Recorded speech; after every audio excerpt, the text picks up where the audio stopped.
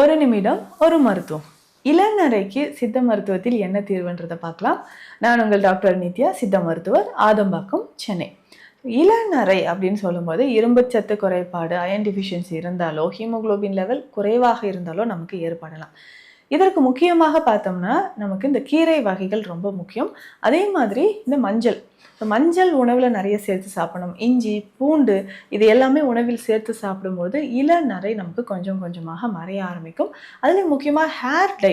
இந்த hair dye நேச்சுரலாக என்ன பண்ணலாம் அப்படின்னா, கரியபோளம் கற்றாழையிலேருந்து எடுக்கக்கூடியது இந்த கரியபோளம். ஸோ நைட்டில் தண்ணீரில் ஊற வச்சுட்டு காலையில் அந்த தண்ணீரோட அந்த மருதாணி பொடி, ஆவாரம்பூ பொடி, திரிஃபலா சூர்ணம், ஒரு முழு எலுமிச்சை சாறு விட்டு கலந்து ஒரு 5 மணி நேரம் இதை அப்படியே ஊறின பிறகு தலையில் அப்ளை பண்ணிட்டே வரணும்.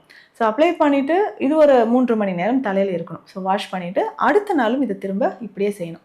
ஸோ இந்த மாதிரி இந்த ஹேர் டை நேச்சுரலாக நம்ம வீட்டில் ரெடி பண்ணி செய்யும்போது கொஞ்சம் கொஞ்சமாக அந்த நரைமுடி மறைய ஆரம்பிக்கும்.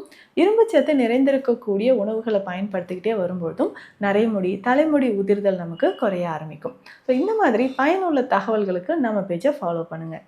நன்றி.